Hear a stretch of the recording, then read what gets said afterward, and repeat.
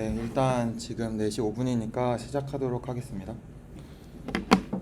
네, 일단 이 강의는 이제 저희 아이쿠에서 주니어 분들을 이제 학기 중에는 시니어로 승격이 돼서 같이 프로젝트를 진행하기 위해서 기본적으로 알아야 될 개념이나 지식들, 그리고 이제 과제 같은 게 이제 프로젝트에 도움이 되는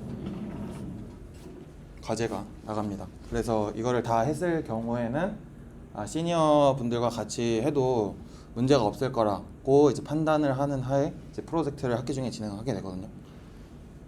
그 강의 이제 시작이 이제 딥 인투 딥인 거고요. 이 강의는 이제 연기 때부터 해가지고 제가 연기 때는 거의 다 하면서 이제 연기분들 중에서 주니어이신 분들 같이 만들고, 그리고 이제 시니어 분들이랑 같이 시작을 했었는데, 네, 아무튼 그런 취지로 이제 만들어진 강의입니다. 그래서 오늘 이제 첫 강의의 제목은 머신러닝과 MLP고요. 머신러닝을 다 배우는 건 아니고 그냥 머신러닝에서 딥러닝에 필요한 그 좀 이론적인 배경을 배운다고 생각하시면 돼요. 그래서 막 딥러닝의 역사 이런 건 안 배웁니다. 아무튼 그래서 네, 표지가 두 개가 있네요. 일단 발표자를 소개하면 저는 이름은 김성찬이고 컴퓨터학과 20번이고, 그리고 지금 2022년부터 CV랩이라고 이제 김승윤 교수님 연구실에서 이제 학부 인턴을 했고, 작년까지 이제 했다가 지금은 현재 이제 학석사 과정에 들어와서 석사랑 거의 비슷하게 일을 하고 있습니다. 오늘은 이제 이것 때문은 아니고 원래 15일부터 이제 정식 출근이어서 그래서 그냥 째고 왔습니다. 그리고 이제 연기부터 1기에 학회장을 했었고요. 그리고 아이쿠 이제 이 딥인투딥에서 거의 매 기수, 모든 기수에서 한 번 이상은 이제 강사를 했던 것 같습니다.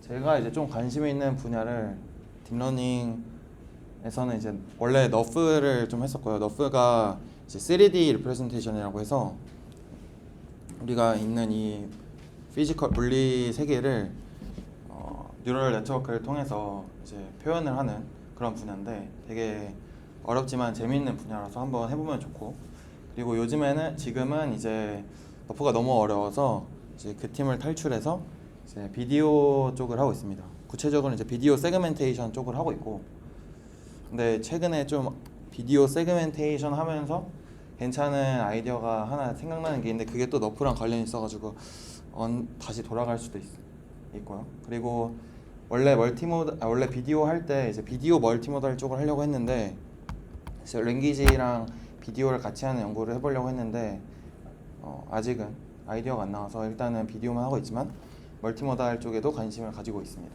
그리고 마지막은 제가 좋아하는 운동이 배구여서 배구를 넣어놨고요.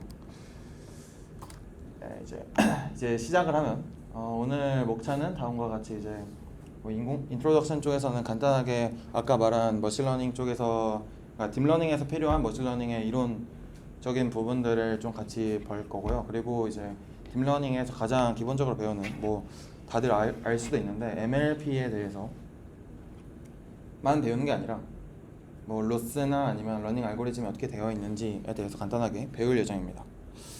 네, 그럼 일단 시작을 해볼게요.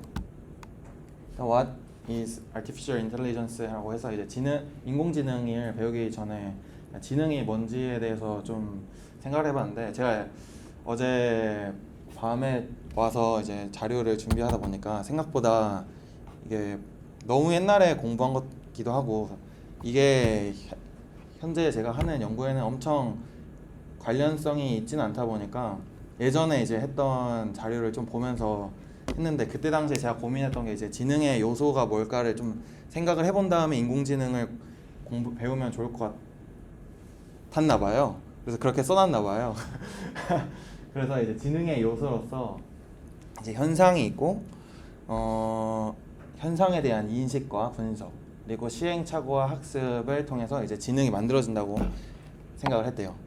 그래서 그때 이제 이 인식이란 게 어떻게 보면은 시행착오에서는 인식이 일어나고 판단 또는 판단 또는 결정이 일어나고 또는 이제 상호작용이 일어나는데 이걸 이제 실제 딥러닝에서 어떻게 연결이 되는지를 보면은 뭐 인식 같은 경우에는 컴퓨터 비전의 대부분의 이제 기본적인 알고리즘들이 인식과 관련돼 있죠. 뭐 오브젝트 디텍션 같은 거는 이미지를 보고 어디에 오브젝트가 있는지를 찾아내는 거고, 뭐 판단 또는 결정 같은 것도 이제 뭐 분류 같은 문제도 결국에는 판단하거나 결정하는 문제일 거고, 상호작용하는 거는 뭐 우리가 이제 과제할 때 자주 쓰는 챗GPT를 보면 알겠죠. 우리가 대화를 통해서 인공지능과 상호작용을 하니까. 네, 그렇습니다. 그래서 이 정도로 이제 지능을 한번 볼 수가 있다고 생각을 했고, 또 이제 인공지능이라는 거를 저는 이렇게 생각을 하거든요. 다가갈 수 없는 마이크 꺼졌다. 다가갈 수 없는 완전을 향해 다가가는 과정이라고 생각을 하는데, 이게 100%인 시스템은 없거든요. 근데 뭔가 계속 사실 100%는 절대 갈 수가 없어요, 인공지능에서는. 그러니까 특히 딥러닝에서 100%라는 성능은 나올 수가 없는데, 우리가 계속 어떻게 하면은 좀 더 좋은 성능이 나올 수 있을지, 아니면 그러니까 작은 테크닉이라도 되게 성능이 갑자기 올라가는 경우가 있거든요. 그리고 펀더멘털한 논문들을 보면은 되게 우리의 지능에서부터 아이디어 얻은 게 되게 많기 때문에 뭐 이따가도 소개할 거지만, 그래서 아무튼 다가갈 수 없는 완전을 향해 다가가는 과정이 이 인공지능을 연구하는 과정이라고 생각을 합니다. AI와 ML 그리고 DL을 간단하게 이제 구분을 하면은, AI는 말 그대로 우리가 지능이라고 볼 수 있는 모든 걸 이제 의미하는데, 저는 개인적으로는 그냥 기본적인 모든 알고리즘들은 다 인공지능이라고 생각을 합니다. 왜냐면 그게 결국에는 어떤 지능을 대체할 수 있는 간단한 동작이라도 인간을 대체할 수 있기 때문에 만들어진 거고. 그럼 이제 ML과 DL은 뭐냐? 이제 ML은 저는 기본적으로 데이터로부터 이제 뒤에 이제 러닝이라는 말이 있으니까 학습을 하는 거라고 생각을 해요.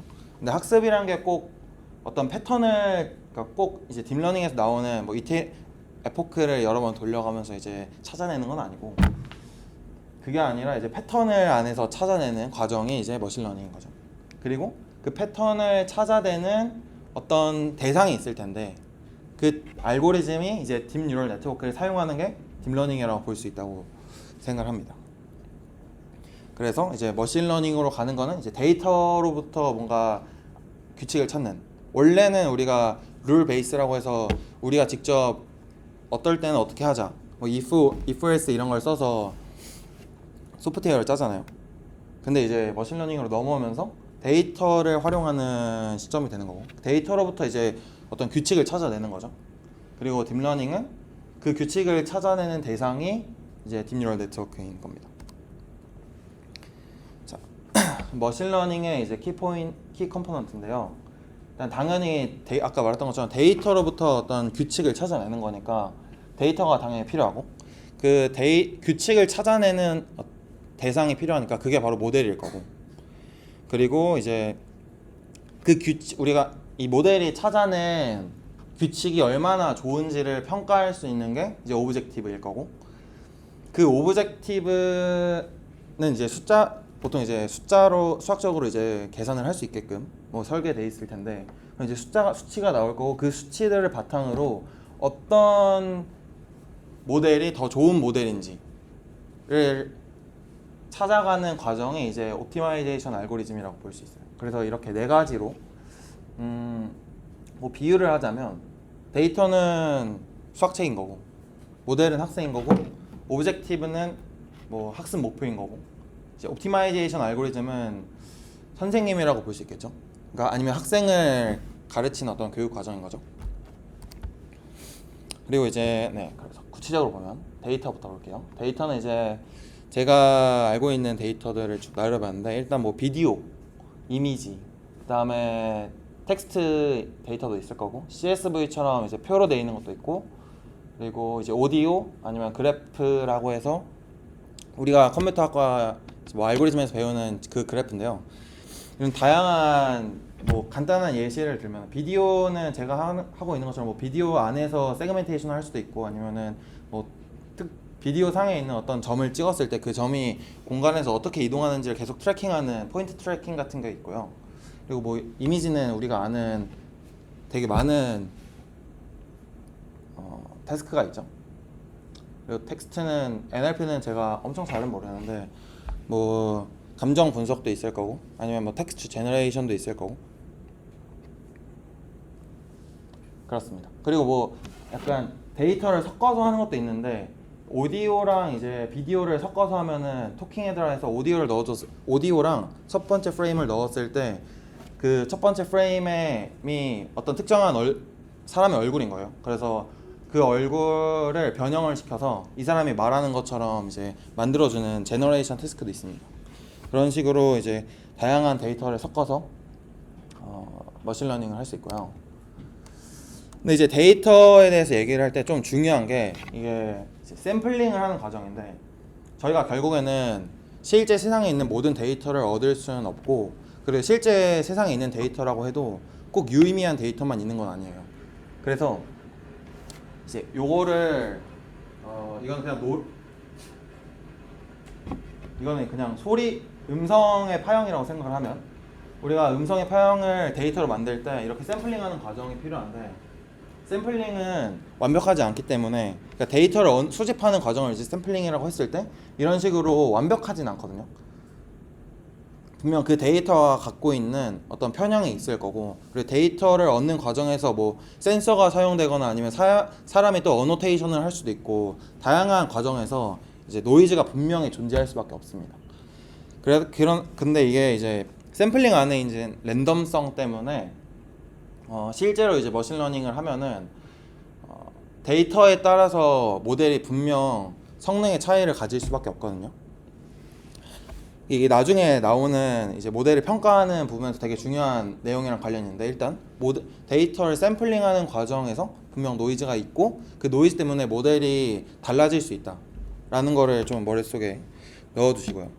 근데 이런 것 때문에 실제로 뭐 딥러닝에서 좀 어려운 태스크로 가면은 뭐 예를 들어서 컴퓨터 비전에서는 이런 랜덤성이 있는데도 불구하고 그거를 아예 고려하지 않는 경우도 있습니다. 그거를 이제 너무 무작위니까. 왜냐면 이미지라는 게 뭐 4K로 했을 때는 1080 곱하기 192 곱하기 3 이제 이미지 한 장이 그런데 그게 이제 가질 수 있는 경우의 수가 너무 많기 때문에 그냥 애초에 얘가 랜덤성이 있어도 우리는 랜덤성을 이제 확률적인 방식으로 랜덤성을 고려하지 않고 이제 접근하는 방식도 있는데 일단 이런 샘플링하는 과정에서 분명 랜덤성이 있다라는 것만 인지해 주시고요.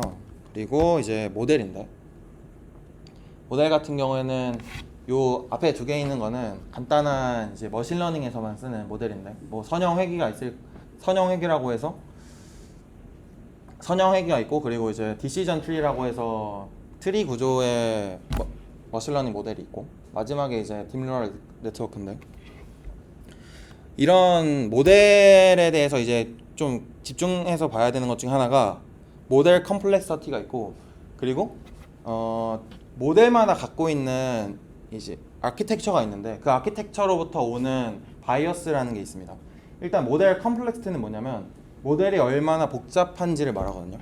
그래서 모델 컴플렉시티가 큰 경우에는 더 복잡한 문제도 해결할 수 있고 그렇기 때문에 이제 안 좋은 점도 분명 존재하지만 일단은 모델 컴플렉시티가 높으면 어려운 문제를 쉽게 해결할 수 있다. 그리고 더 복잡한 패턴도 인지할 수 있다라고 하면 됩니다. 근데 왜냐면은 뭐 그래서 딥뉴럴 네트워크 같은 경우는 이 모델 컴플렉시티가 엄청 높은 모델에 해당하고요. 머신러닝에 있는 모델들은 대부분 당연히 딥러닝 모델보다는 그 모델 컴플렉시티가 되게 낮습니다. 근데 이제 이것만 있는 게 아니라 이 모델이 그러니까 모델이 어떤 특정한 구조가 있거든요. 뭐 예를 들면은 선형회귀 같은 경우에는 그 선형회귀라는 그러니까 선형 모델로 풀 수 있는 데이터가 존재합니다. 그러니까 선형회귀로 모든 문제를 해결할 수 있는 게 아니고 선형회귀로 이제 뭐 컴퓨터 비전 문제를 해결할 수 있는 게 아니라 선형액이만 이제 해결할 수 있는 문제가 있는데 그때 이제 그런 거를 이제 선형적인 어떤 패턴을 갖고 있는 데이터인 거예요. 근데 이제 이 데이터가 어떤 어떤 패턴을 갖고 있냐에 따라서 이제 모델의 성능이 분명 달라질 수가 있어요. 그리고 그거에 맞춰서 이제 모델을 선택을 하는 거죠. 그 모델 아키텍처 갖고 있는 바이어스라는 것 때문에. 좀 더 이제 너무 말을 복잡하게 했는데 그냥 모델이 갖고 있는 기본적인 특성에 의해서 모델의 성능에 한계가 있을 수 있다는 말입니다. 근데 이 딥러닝에서 사용하는 모델들은 대부분 그런 아키텍처로부터 오는 바이어스가 거의 이제 없다고 볼 수 있죠. 왜냐하면 모델이 굉장히 뛰어나니까 대부분의 이제 문제를 해결할 수 있는 거고, 모델 컴플렉시티가 되게 높기 때문에 복잡한 문제라도 쉽게 해결할 수가 있습니다. 근데 일단 여기서 좀 핵심, 이제 나중에 얘기할 거에서 좀 중요한 내용은 모델 컴플렉시티라는 게 좀 중요합니다. 모델 컴플렉시티를 통해서 진짜 매우 복잡한 문제들도 큰 모델 컴플렉시티가 큰 모델은 쉽게 해결할 수가 있다. 그리고 이제 오브젝티브인데, 오브젝티브는 이 모델을 우리가 만드는 과정에서 이제 평가를 해야 될 거 아니에요. 그 평가하는 방법이랑 굉장히 관련이 있습니다. 그래서 오브젝티브 펑션을 어떻게 이제 설계하냐에 따라서 성능에도 굉장히 큰 차이가 오는데, 이게 이제 수학적으로 보통 계산할 수 있는 어떤 형태일 거고요. 뭐 나중에 배우겠지만 이미 알 수도 있겠지만 MSE 로스 같은 그런 수학적인 형태를 띠고 있습니다. 이제 오브젝티브 펑션을 좀 더 이제 나눠보면 이렇게 세 가지가 있다고 하는데요. 일단 오브젝티브 펑션 자체는 약간 추상적인 개념이라고 생각을 하면 됩니다. 그러니까 뭐 오브젝트 디텍션을 하면은 우리가 생각하는 오브젝티브 펑션은 특정 객체의 위치와 클래스를 이제 찾을 수 있는 것이 오브젝티브 펑션일 거고, 그리고 로스 펑션과 이제 코스트 펑션이 있는데, 로스 펑션이 이제 아까 위에서 말했던 좀 수학적인 형태를 띠고 있는 가장 기본적인 형태라고 생각하면 되고요. 그래서 뭐 예를 들면 MSE 로스를 모르시는 분들도 있으니까 이건 이따가 설명하도록 하겠습니다. 근데 이제 로스 펑션 자체는 특정한 데이터 하나에 대해서 이제 평가하는 거예요. 그러니까 뭐 이미지 한 장에 대해서 이제 모델이 인퍼런스한 어떤 결과값을 이제 평가하기 위한 함수라고 생각하면 되고, 코스트 펑션은 그 각각의 입력 데이터를 다 이제 종합한 값인 겁니다.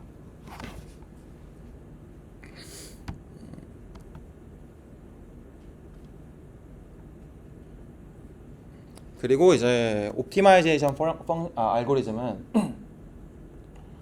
실제로 이제 모델을 학습을 하거나 아니면 이제 모델이 그 안에 있는 패턴을 얼마나 잘 찾을 수 있도록 이제 아까 위에서 보여줬던 오브젝티브 펑션을 사용해서 이제 평가를 하고, 그러면 이제 평가된 지표를 바탕으로 다음에는 어떻게 모델을 조금 내부에 있는 파라미터나 뭐 이런 게 있는데 그런 걸 어떤 방식으로 수정을 할 것인가, 그래서 어떻게 모델을 좀 더 좋은 패턴을 찾는 모델로 만들 것인가에 대한 알고리즘이라고 생각하면 됩니다. 근데 이제 머신러닝에는 되게 다양한 알고리즘이 있지만 딥러닝에서는 대부분 이제 다 그레디언트 디센트를 사용하죠. 그래서 실제로는 이제 방금 소개했던 그 오브젝티브 펑션 중에서 로스 펑션이나 이제 코스트 펑션이 당연히 평가를 했을 때 안 좋은 값이, 그러니까 안 좋은 모델의 경우에는 안 좋은 값이, 큰 값이 나올 거니까 나오거든요. 그래서 그 큰 값을 이제 줄이는 방식으로 학습을 하게 됩니다. 그래서 이제 그레디언트 디센트라는 게 이런 식으로 생긴 어떤 로스 펑션의 이제 스페이스가 있으면 그 중에서 가장 낮은 지점을 찾아가는 과정을 통해서 이제 딥러닝에는 학습을 합니다. 근데 이 내용은 이제 뒤에서 좀 더 자세하게 다룰 예정이고요. 그래서 이제 간단하게 머신러닝의 전체 과정을 살펴보면, 일단 우리가 특정 모델을 우리가 원하는 태스크를 해결하기 위한 모델을 설계를 하고 이제 데이터에 맞춰서 그 모델을 수정하고 평가하고 다시 데이터에 평가하고 수정하는 과정을 반복을 하다가 이제 어느 지점에 어느 순간이 오면은 그 평가하는 값이 이제 수렴하게 되겠죠. 특정 값으로. 그럼 이제 그 시점에 이제 학습을 멈추거나 하는 방식을 통해서 머신러닝을 이제 한다고 생각하시면 됩니다. 이 과정에 벌써 이제 모델, 데이터, 그리고 이제 옵티마이제이션 알고리즘, 그다음에 이제 평가하는 쪽에서 오브젝티브 펑션이 이 네 가지가 이제 들어가 있는 거죠. 네. 그러면 이제 여기 부분이 이제 좀 중요한 내용인데요. 이제 어떤 모델이 좋은 모델인가에 대해서 우리가 이제 평가할 필요가 있는데 기본적으로 여기 있는 요게 우리가 생각하는 모델의 에러라고 생각하시면 됩니다. 근데 아까 제가 이제 데이터에 따라서 샘플링 하는 거에 따라서 데이터의 결과가 달라질 수 있고, 그럼 샘플링된 데이터에 따라서 모델의 최종적인 결과가 달라질 수가 있거든요. 그러니까 같은 구조를 갖고 있는 모델이라도, 그러니까 예를 들면 아까 보여줬던 뭐 리니어 모델 같은 경우에도 같은 모델인데도 데이터에 따라서 이제 다른 결과가 나올 수가 있습니다. 그럼 얘가 얼마나 좋은지를 알려면은, 그러니까 다양한 데이터로 평가를 했을 때 그 평균이 얼마나 되는지를 보면은 이 리니어 리그레션이라는 구조를 갖고 있는 모델이 얼마나 좋은지를 알 수가 있겠죠. 혹시 여기서 질문 있나요? 없으면 넘어갈게요. 그래서 여기 있는 요 식을 보면은 이제 얘는 2니까 expectation이니까 평균을 친 거라고 생각하면 되고, 여기 안에는 요 hx라는 게 그러니까 특정한 데이터에 따라서 얻을 수 있는 최종적인 모델이라고 생각하면 됩니다. 그리고 이 y 값이 이제 잠시만요. 네, h가 특정 데이터에 따라서 바뀌는 이제 최종적인 모델이고, hx는 그 모델을 갖다가 x를 넣었을 때 얻을 수 있는 이제 최종 예측값인 거예요. 그리고 y는 그 x에 대응하는 결과값인 거죠. 그럼 요것만 봤을 때는 이 모델을 가지고 이제 실제로 예측했을 때의 에러라고 볼 수가 있겠죠. 예측한 값과 답의 이제 차이니까.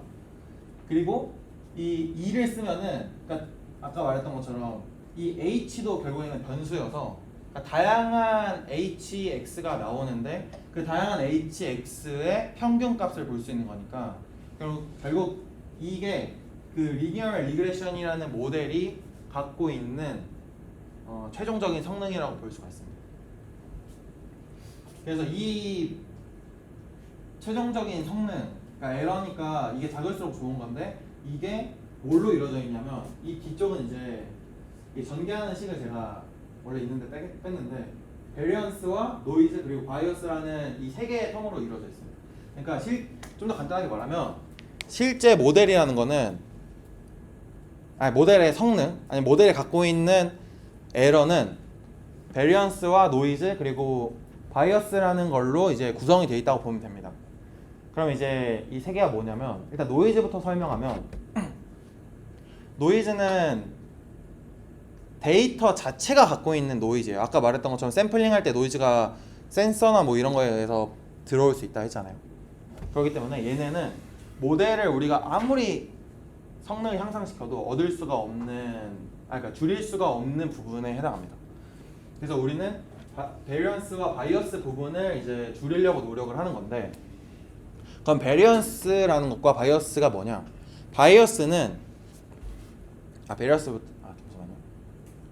바이어스부터 먼저 설명하면, 바이어스는 그냥 답을 틀리는 애인 거예요. 그래서 얘가 모델이 얼마나 잘못 이제 학습을 하는가. 그러니까 복잡한 문제일수록 정답을 찾기 어려울 테니까 이 바이어스는 이제 높아질 수밖에 없습니다.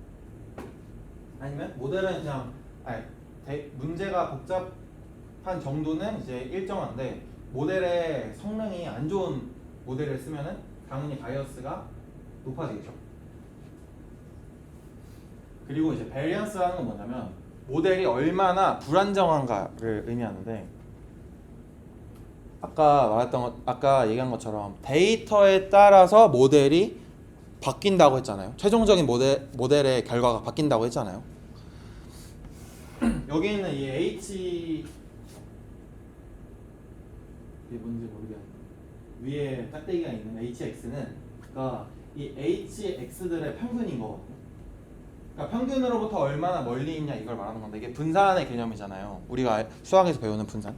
그러니까 이게 데이터가 바뀌었을 때 모델이 얼마나 크게 바뀌는가를 의미합니다. 예를 들어 A라는 데이터를 가지고 학습한 애랑 B라는 데이터를 가지고 학습한 두 개의 모델이 있는데, 그러니까 둘 다 그러니까 같은 모델 아키텍처를 갖고 있어요. 모델 구조를 갖고 있어요. 근데 이제 다른 데이터를 학습한 거죠. 근데 얘네 두 개가 서로 다른 대답을 내놓을 가능성이 높으면은 베리언스가 큰 거예요. 그러니까 모델의 안정성이 되게 낮은 거고, 그러니까 우리가 실제로 산업에서 사용할 때 모델의 베리언스가 크다는 거는 우리가 잘 학습시켜도 얘가 이상한 대답을 내놓을 가능성이 높다는 거기 때문에 모델의 안정성이 되게 낮은 거죠. 그래서 얘도 이제 에러라고 볼 수가 있습니다. 근데 이제 네, 혹시 여기서 질문이 있을까요? 없으면 넘어갈게요. 그래서 이 베리언스와 바이어스라는 거를 이제 구체적으로 보면은 이 두 개만 볼 수가 없고, 사실은 모델 컴플렉시티라는 것과 같이 봐야 합니다. 아까 이제 모델이 복잡할수록 어려운 문제를 쉽게 해결할 수 있다 했잖아요. 그래서 이제 모델 복잡도가 큰 딥러닝 모델 같은 경우에는 이제 바이어스가 작습니다. 여기 보면 모델 컴플렉시티가 커질수록 바이어스가 작죠. 그러니까 이 말은 특정 문제를 해결했을 때 맞을 확률이 굉장히 높다는 거예요. 근데 얘네 같은 경우에는 웃긴 게 이제 모델이 서로 다른 데이터를 가지고 학습을 하면은 서로 다른 대답을 내놓을 가능성이 매우 높습니다. 그러니까 뭐 예를 들면 강아지 사진만 가지고 학습한 애한테 이제 고양이 사진을 보여주면 강아지라고 말할 수도 있는 거죠. 전체적으로 봤을 때는 비슷하게 생겼으니까. 근데 이제 모델 컴플렉시티가 낮은 애들은 애초에 답을 이제 바이어스가 높은 걸 보면 애초에 대답을 잘 못하는 거예요.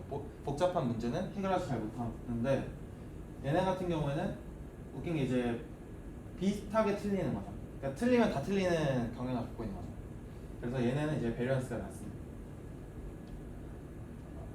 뭐 여기는 요것도 이제 이 표를 보면은 이제 하이 바이어스 쪽에 있는 애들은 정답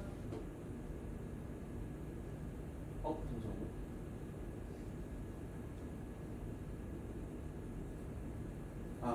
하이 바이어스에 있는 애들은 이제 이 정답에 가까이 가지 못하는데, 이제 로우 바이어스에 있는 애들은 이제 정답의 주변에 있죠. 근데 이제 하이 베리언스인 경우에는 정답에 가깝긴 한데 이제 내놓는 애들의 정답이 좀 불안정한, 이게 오차가 큰 애들인 거고, 여기도 보면은 얘는 이제 둘 다 안 좋은 거죠. 그러니까 선형 모델이 이제 딥러닝에서 쉽게 푸는 문제들을 풀면은 약간 이런 식으로 나올 가능성이 있어요. 근데 우리가 이제 해결하는 딥러닝 분야에서는 아까 말했던 것처럼 모델이 복잡하니까 굉장히 바이어스가 낮은데 이제 베리언스가 굉장히 높습니다. 그래서 이 베리언스를 어떻게 해결할 수 있을지에 대해서 이제 좀 많이 고민을 하는데, 이제 이 개념이 이제 다음에 나오는 슬라이드에 나오는 내용과 이제 연관성이 있는데, 바로 이제 오버피팅과 언더피팅입니다. 그래서 오버피팅이라는 것과 언더피팅을 이제 간단하게 설명을 하면, 언더피팅은 이제 핏이 안 된다는 거니까 잘 학습을 못 하는 거예요. 그럼 아까 여기서 말했던 걸 보면은 잘 학습이 안 된다는 건 이제 바이어스가 큰 거거든요. 그러면은 요 모델 컴플렉시티가 낮은 애들인 거라는 걸 알 수 있겠죠. 그래서 모델이 단순한 애들, 선형의 같은 애들은 바이어스가 높고, 그런 애들은 이제 피팅이 잘 안 되는 경향이 있다. 그러니까 그냥 잘 못 푼다. 근데 이제 오버피팅은 그럼 어디서 나오냐? 이제 언더피팅은 근데 그래서 딥러닝에서 언더피팅 문제가 나오면 그냥 학습을 더 시키면 됩니다.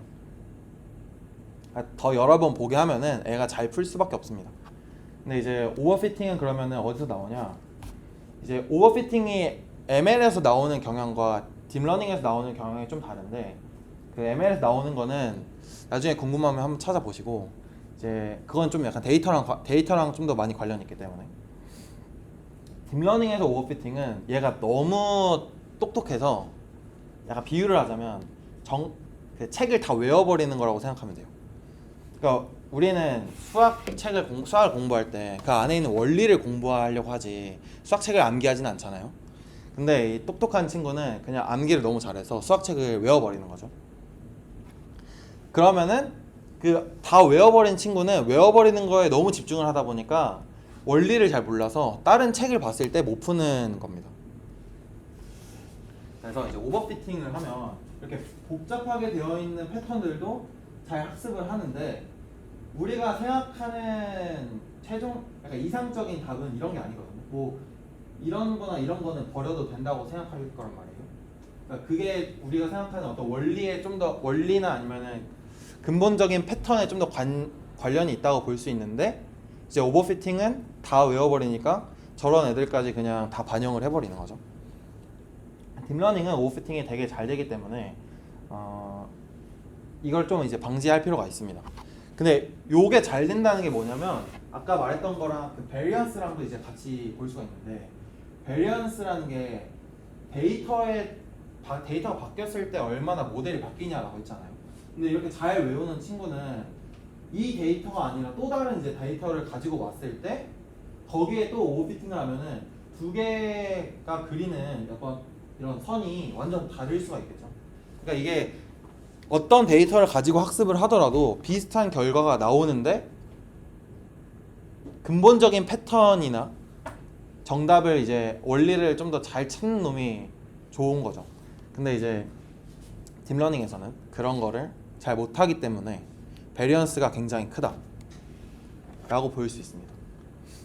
그래서 이 바이어스와 베리언스, 그리고 이제 오버피팅과 언더피팅은 최종적으로는 이제 딥러닝에서는 모델 컴플렉시티와 관련 있는 개념이라고 생각하시면 되고, 그러니까 그거에 따라서 최종적으로 이제 오버피팅이 될 가능성이 높거나 언더피팅이 될 가능성이 높거나, 아니면 모델의 바이어스가 크거나 베리언스가 크거나 이런 결과가 이제 나오는 겁니다. 그래서 그거를 잘 파악하는 게 굉장히 중요하고, 이 오버피팅이라는 거를 그래서 이제 딥러닝 쪽에서는 어떻게 알 수가 있냐면, 우리가 아까 말했던 것처럼 데이터가 달라지면은 이제 오버피팅이 되면 데이터가 달라지면은 안 좋은 성능이 나온다 했으니까, 여기서는 이제 실제로 여기 테스트 에러라고 써 있는데, 뭐 비슷한 의미로 이제 보지 않은 데이터를 냅두고 걔에 대해서 이제 테스트를 해보면서 이 모델이 안 본 데이터에서도 얼마나 잘 하는지를 보면서 우리가 실제 이 성능을 얘가 오버피팅이 되는지 안 되는지를 이제 파악을 하는 겁니다. 그래서 간단한 이제 테크닉 중에서는 이제 여기 보면 얼리 스타핑이라고 써여 있는데요. 얼리 스타핑을 쓰면은 오버피팅 이제 안 본 데이터에서의 에러가 증가하는 시점이 이제 오버피팅이 발생하는 시점이라고 볼 수 있잖아요. 그 시점에서 이제 끊어준 다음에 그때의 모델 상태, 뭐 이제 파라미터가 있겠죠. 그 파라미터를 이제 최종적인 모델 결과로 사용하는 겁니다. 네, 그렇고요. 일단 혹시 여기까지 질문 있을까요?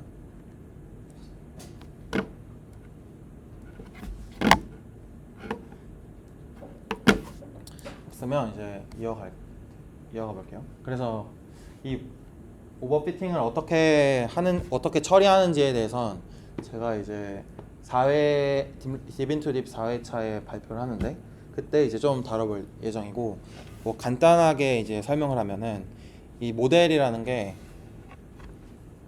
데이터 안에 있는 노이즈에 의해서 결국에는 바뀔 수 있는 거라고 했잖아요. 그 베리언스가 크다는 게 데이터에 따라서 이제 모델의 최종적인 결과값이 바뀔 수 있는 게 베리언스라고 했는데, 거기다가 이제 좀 랜덤을 노이즈를 더 추가하는 방식을 활용을 해서 하는데, 방식을 통해서 이제 모델을 좀 베리언스 문제를 해결하는 방법이 있는데, 이걸 이제 레귤러라이제이션이라고 하고, 뭐 이거 이외에도 또 다른 이제 로스 펑션을 좀 제안을 해서 문제를 해결하는 경우도 있습니다. 그러니까 다양한 오브젝티브 펑션이 갖고 있는 거라고 생각하시면 돼요.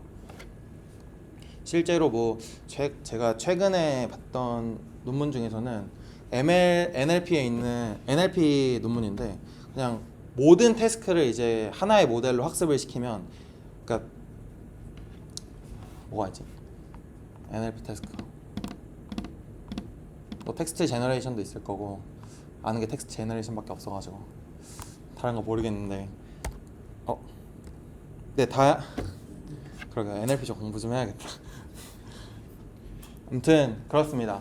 뭔가 다양한 문제를 해결할 수 있도록 학습을 하면은, 그게 이제 최종적으로 다른 하나의 문제만 해결하는 애들보다 좀 더 똑똑한 모델이 나오는 경우가 있다는 논문이 있었어요. 뭔지는 기억이 안 나지만 아무튼 그렇습니다. 그러면 이제 머신러닝 프로블럼을 간단하게 보면, 이제 이렇게 크게 세 가지가 있다고 합니다.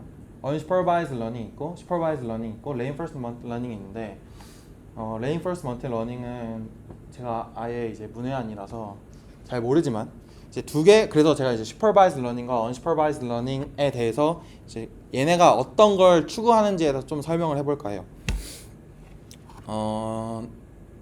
일단 supervised learning은 말 그대로 정답이 있는 경우입니다.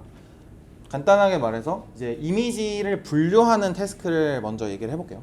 그러니까 이미지를 분류할 때 뭐 강아지 사진을 보고 강아지라는 답이 이렇게 주어지는 경우에는 이 두 개의 관계를 이제 찾는 거잖아요. 여러 가지 강아지 사진이 있을 거고, 어떤 사진은 강아지일 거고, 아니면 어떤 사진은 고양이일 거고, 이런 걸 이제 학습을 하게 되는데, 그게 이제 supervised learning이고, supervised learning은 결국에는 오브젝티브 펑션이 딱 정해져 있어서 걔네를 잘 해결하는 게 관건입니다. 근데 이제 unsupervised learning은 어떤 거냐면, 예를 들면 이미지가 있으면 그 이미지는 서로 다 다르다고 생각을 해요. 이때는 이제 이미지에 대한 정답이 아예 없어요.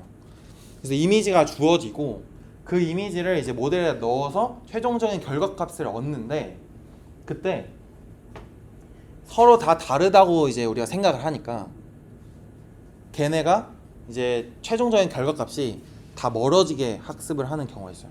그렇게 하면 이제 뭐냐면, 데이터를 이제 다양한 패턴을 찾는 과정이라고 생각하면 되는데, 그래서 이 unsupervised learning에서는 이제 이따가 사실 이거랑 관련된 또 다른 개념이 하나 나와서 그때 좀 더 자세하게 설명했지만, 다양한 representation, 그러니까 다양한 패턴을 찾는다고 할게요.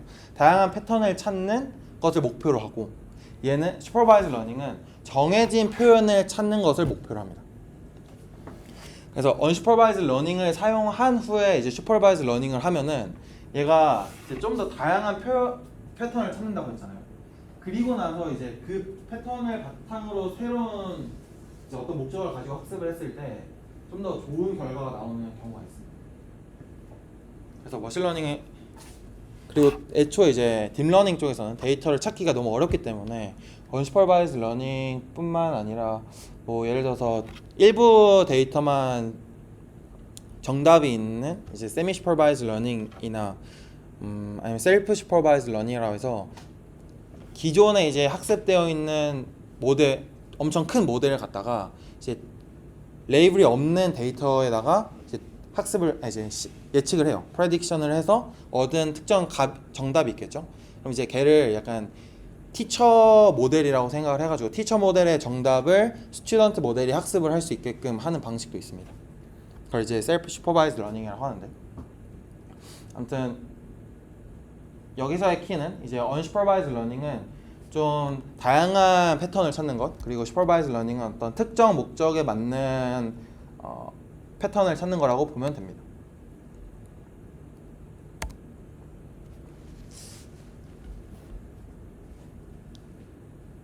시간 그래서 이제 딥러닝 이제 진짜 딥러닝인데요. 딥러닝에서 이제 모델입니다. 모델 중에서 이제 MLP를 배울 텐데 MLP는 사실 이제 리니얼 모델의 확장된 개념이라고 볼 수가 있어서 먼저 리니얼 모델에 대해서 간단하게 보겠습니다. 이제 이 리니얼 모델 같은 경우에는 그냥 우리가 알고 있는 1차 함수라고 생각하시면 되고 이 데이터 포인트가 있으면은 이제 포인트가 있고 뭐 예를 들어 x에 대해서 y 값들을 이제 예측을 하겠죠. 요 검은색 선이. 그랬을 때 요 간격들은 모델이 예측한 값과 이제 실제 정답 간의 차이라고 보면 되고, 그래서 약간 이런 식으로 표현을 하는데 저기 맨 위에 있는 게 이제 1차 함수에서 이제 x 값들과 그 다음에 그 기울기가 있겠죠. 그리고 마지막에 바이어스가 이제 추가되어 있는 이런 형태를 갖고 있는 게 이제 기본적인 선형 함수의 표현이고, 우리가 이제 잘 알고 있는 선형 대수의 표현을 사용하면 이런 식으로 이제 표현할 수 있겠죠. 여기서 닷 프로덕트라고 이제 바이어스를 추가해주는 식으로 이제 선형 함수가 표현이 됩니다. 그리고 이 마지막에 있는 거는 이제 실제 정답과 그다음에 선형 모델의 예측 값의 이제 차이니까 요걸 우리 이제 로스 함수라고 합니다. 그래서 일단 선형 모델은 이런 형태를 기본적으로 갖고 있는데 얘네가 이제 잘 하긴 하거든요. 실제 현업에서도 선형 모델을 그대로 사용하진 않지만, 제 지식이 맞는지 모르겠지만 약간 XG 부스트 막 이런 모델들이 있거든요. 옛날에 캐글 같은 거 할 때 엄청 많이 쓰는 모델인데, 그런 거 그 모델 안에 기본적으로 이런 리니얼 모델들이 추가되어 있다, 같이 이제 사용되고 있다라는 정도로만 알고 있습니다. 근데 아무튼 선형 모델도 되게 강력한 모델이어서 실제 딥러닝 문제를 굳이 쓸 필요 없는 분야에서는 이제 자주 쓰인다고 합니다.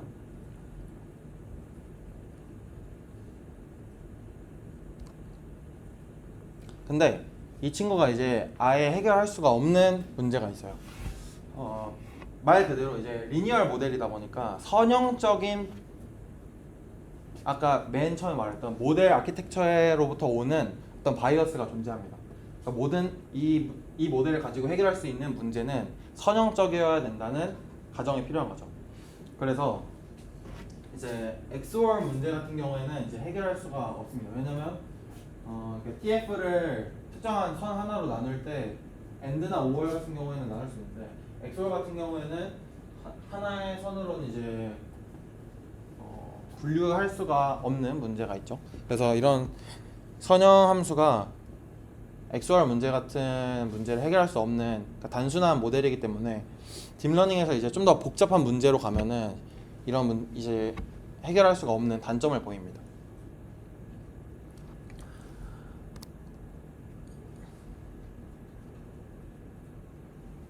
그래서 이게 이제 우리가 생각하는 기본적인 MLP라고 보면은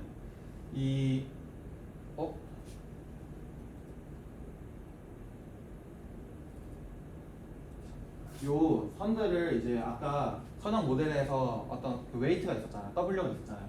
W랑 이제 곱해서 여기 와서 이제 각각 더해진다고 하면은 요 빨간색 점과 여기는 이제 간선이 없긴 하지만 간선이 있다고 생각하고, 빨간색 점과 요 점 하나만을 봤을 때는 결국에는 선형 회귀거든요.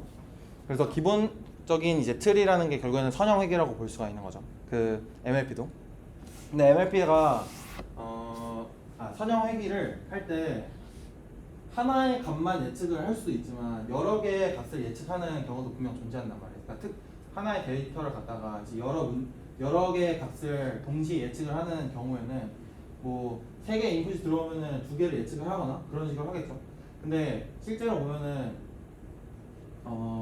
이 3개의 값을 통해서 이 2개를 예측하는 과정에서 이 2개는 서로 약간 독립적인 상태죠. 왜냐면은 사용하는 그 웨이트가 구별돼 있으니까. 요게 이제 이따가 그레디언트 디센트 할 때 좀 필요해서 일단 선형 모델에서 각각의 값을 도출할 때는 입력 요 최종적인 결과 리니어 리그레션에서 나오는 최종적인 결과값들은 데이터에 영향을 받지만 그 서로는 약간 연관성이 없다라고 보시면 될 것 같습니다. 근데 아무튼 이제 그렇고 그래 리니어 모델이 실제로 이 MLP에 이제 있다라고 보면 됩니다. 그래서 이제 MLP에 대해서는 지금 50분이니까 5시부터 쉬었다가 5시부터 하도록 하겠습니다.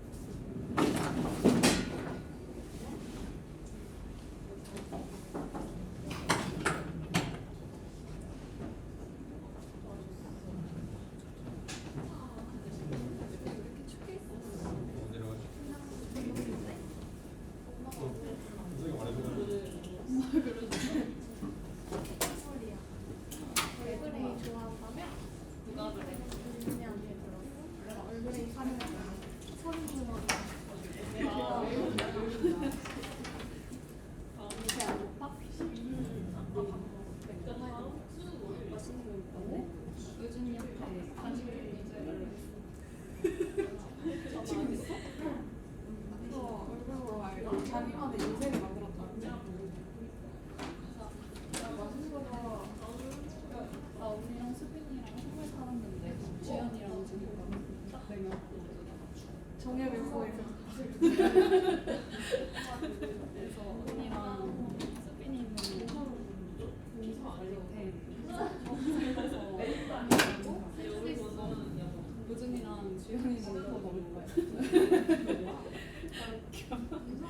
내가 나중에 아이 볼 때 가져올게. 언니가 수빈이 전자해주면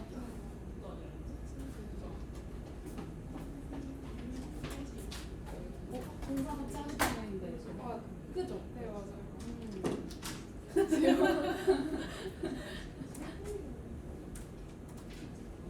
나 우수동 사장 진짜로? 왜 열심히 했는데? 진짜? 진짜 열심히 했어? 그거 하면 뭐래?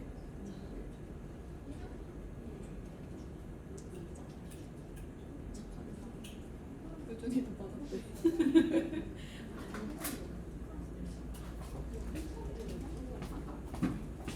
왜 지각함? 자, 이거 먹을래? 잠만. 누나. 응? 누나가 좀 많던데. 어떤 누나? 기다려.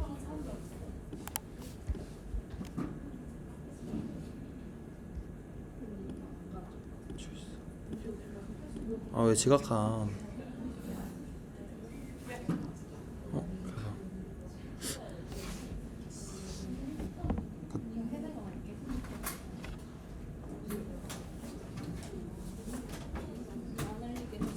진짜 이거 좀 따줘.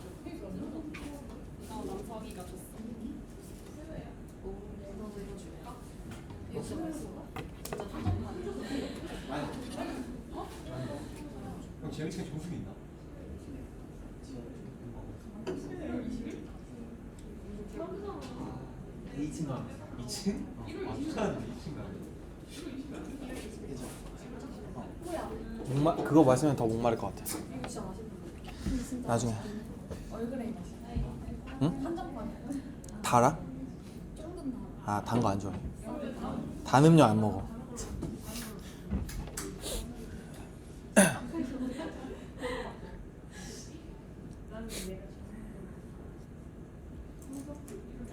형, 응. 어디가? 뒷불이 어디 가냐고? 아, 배고픈데. 어디 가? 너 모르는데? 서인이한테 물어볼까? 하나씩 물어봐. 그냥 비밀이라고. 아 비밀. 어? 맨날 안 하려. 누가? 서연이? 비밀이네. 그냥 내 건데 왜 지가 뺏어가?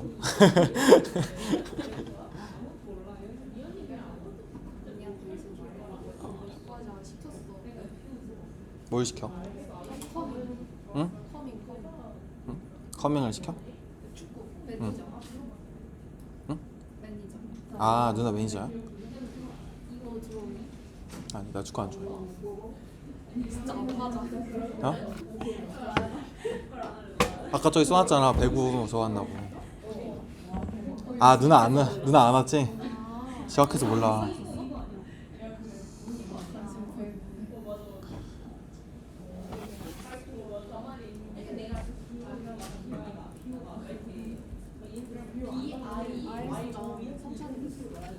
진짜? 짬 처리 당했어. 상민이 형한테. 그 이름이 마음에 안 들어. 왜? 오빠 이름이. 아 그게 마음에 안 든다고? 마음에 안 들면 나가. 상민이가 나한테 전권을 줬기 때문에 내가 왕이야. 아이쿠 때는 권력력을 못 이제 막 내 맘대로 못했으니까 이제 해야지. 괜찮은데? 괜찮다고? 멋있어 보이는데? 그리고 내가 좋아하는 캐릭터인데 따라해.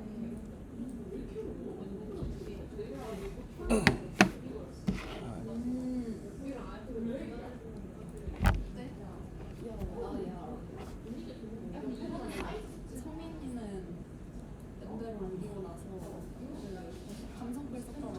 아 맞아. 연구자들이랑 하고 다녔는데 어쩌고 사실 나한테 그냥 개인적으로 메시지 보내는 줄 알았어. 그래서 용서했어? 용서 안 했어. 근데 진짜 야이 들어갔더라. 진짜? 어제 진짜 들어갔어. 어제 진짜 갑자기 나보고 그 야이 내가 전화했었거든 저녁에. 근데 문자로 사진 한 장 온 거야. 근데 거기 연세 뭐 AI 뭐 이렇게 써 있었어. 어. 그래서 내가 IELTS 나가라 했어. IELTS 나가고 야헬스 들어가라 했어. 내가 아이냐고 야이냐고 하는데 당연히 아이들지. 1cm래. 오늘 둘이 가도 되나? 둘 다가? 난 속도에 못했어. 아 누나. 아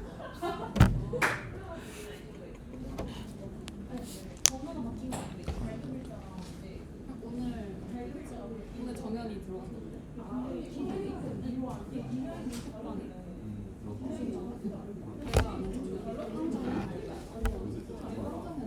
우리 팀원이 같이 왔어. 맞아. 정연이. 정연이가 이제 들어왔어? 아 시윤이는. 시윤이? 진시윤? 진짜.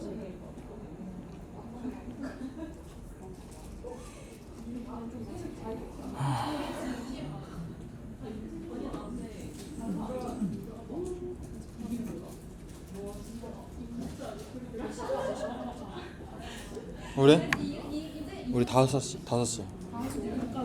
어? 5분? 아, 뭐라는 거야. 내가 스터디 장인데 빠져가. 어? 빠져가지고. 어? 아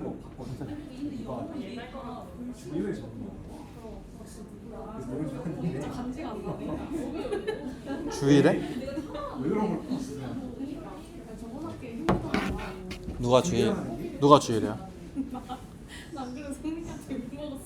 누나 나가. 근데 나 원년맨 거야. 오늘 뭐하는 원래 헬스장 다녔는데 뭐? 원래 헬스장 다녔는데 여기서 IELTS 한번 홍보 좀 하고 갈까? 홍보 한번 해. 갈까? 누나 지금 다 들어온 건가? 미림 누나만 나간 거지?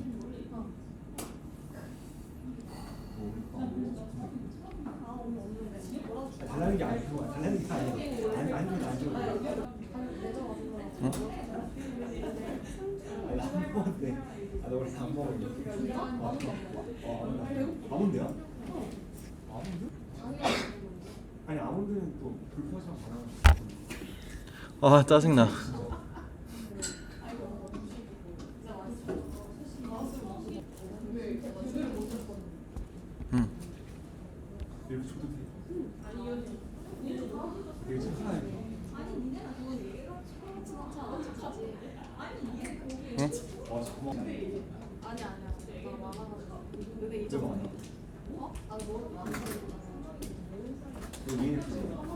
나 엔틱인데. 다시 시작할게요. 근데 그 노지혜님 안 오신 거죠? 혹시 제가 아까 네, 알겠습니다. 왜?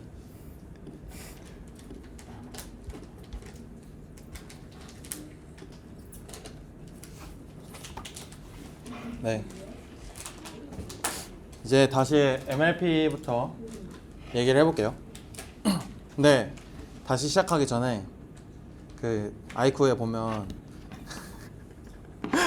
아이쿠의 헬스 소모임이라고 있거든요. 그래서 만약에 자기가 건강한 육체와 갖고 싶다, 그리고 열심히 공부하고 싶다, 그러면은 꼭 들어오시길 바랍니다. 엄청 재밌어요. 제2의 아이쿠 톡방 만들어지거든요. 그래서 관심 있으면 저한테 말하시면 됩니다.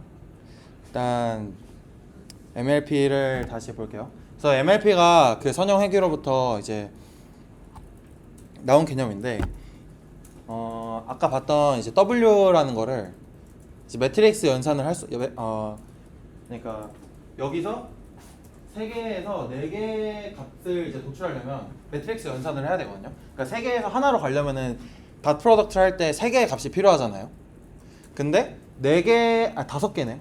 5개로 가려면 이제 3 곱하기 5의 매트릭스가 필요하겠죠. 그래서 이제 인풋 값이 3개인 경우에는 3개인 벡터에 대해서는 3 곱하기 5 매트릭스를 가지고 이제 연산을 합니다. 그러면 이제 5개의 값이 나오고, 거기다가 이제 5 곱하기 5 매트릭스를 연산을 해주면, 곱해주면은 다시 5개의 벡터가 나오고, 이런 식으로 이제 계속 뭐 쉐입이 바뀔 수가 있는데, 근데 이제 중요한 거는 이 MLP 갖고 있는 시메틱이 좀 중요합니다.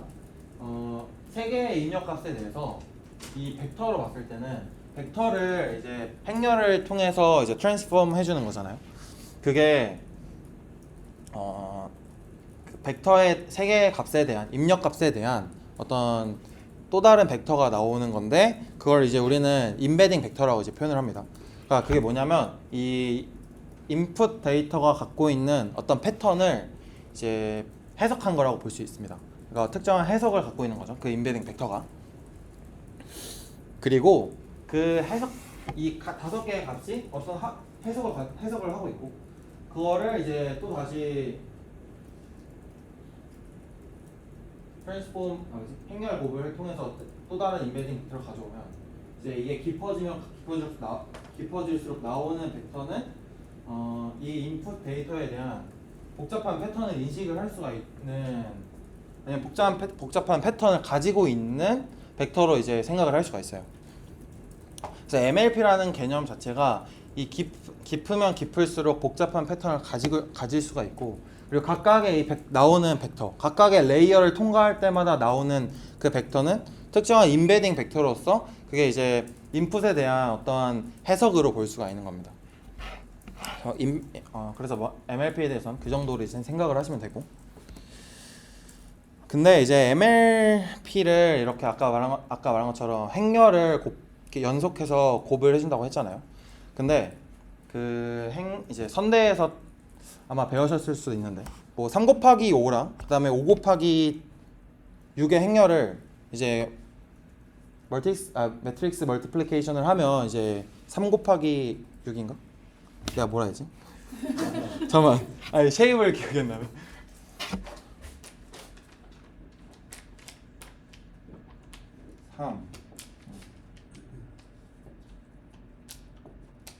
이런 식으로 돼 있으면, 그러면 이제 3 곱하기 6의 행렬이 나오겠죠? 행렬 2개는 곱하면은 사실 하나의 행렬이 나오거든요.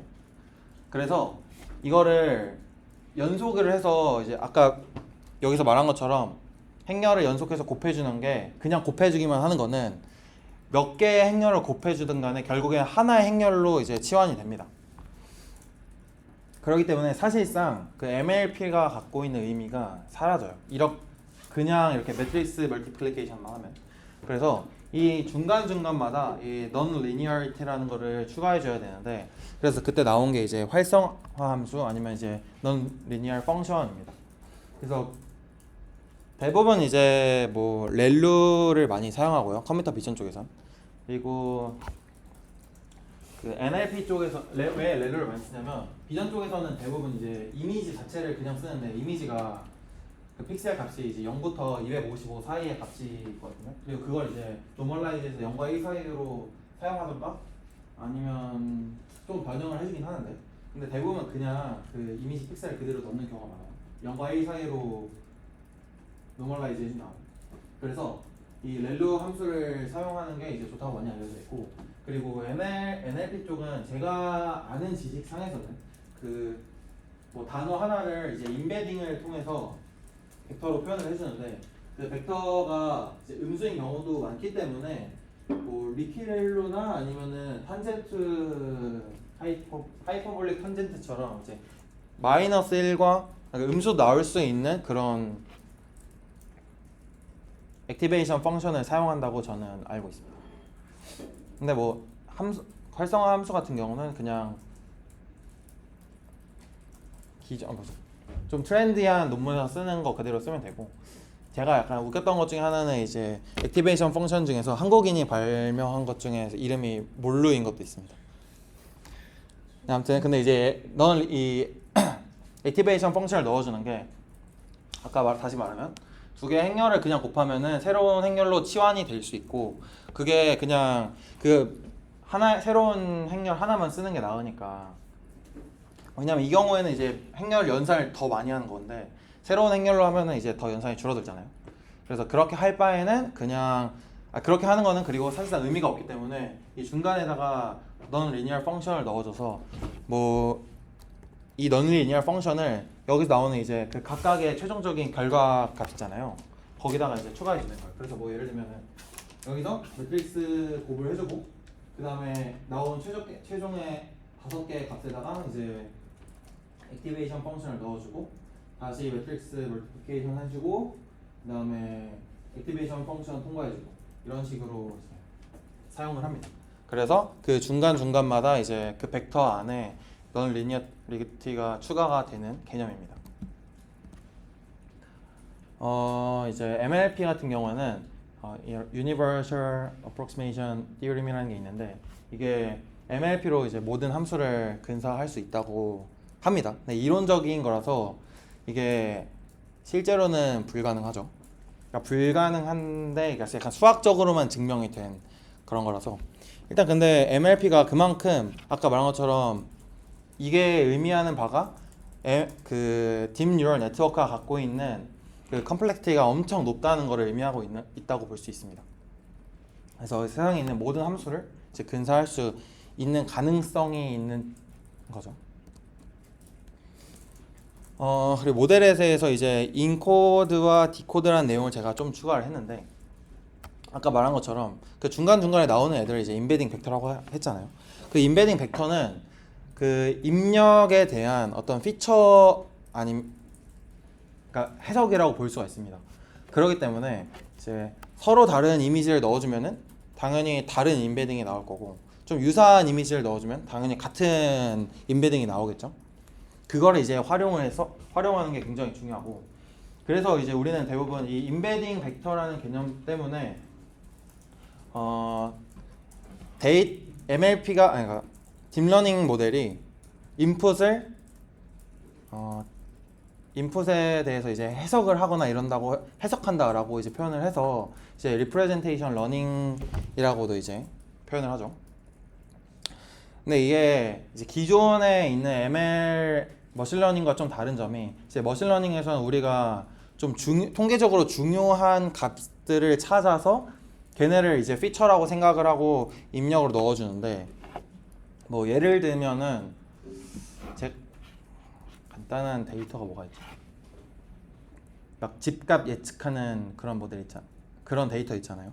거기서 이제 집의 어떤 특성들 뭐 방 개수가 몇 개냐 뭐 이런 거 아니면 집의 위치가 몇 개냐 이런 것 중에서 분명 그런 여러 가지 값들 중에서 실제 모델 예측을 하는데 중요한 피처들이 존재할 거란 말이에요. 아니면은 그 피처들을 가지고 이제 새로운 피처를 찾을 수도 있고 그게 이제 전통적인 ML에서 사용하는 방식이라면 이제 딥러닝에서는 그렇게 우리 사람의 피처를 찾지 않고 그냥 데이터는 그냥 다 모델에 넣어주면은 모델이 알아서 피처를 찾아내는. 그래서 이제 뭐 이미지로부터 피처를 찾을 때는 이제 뭐 이미지 인코더, 디코더 뭐 이런 얘기, 이미지 인코더라는 내용을 말을 쓰는데 그런 식으로 이제 피처를 모델이 찾아내는 다는 점에서 기존 머신러닝과 좀 차이가 있습니다.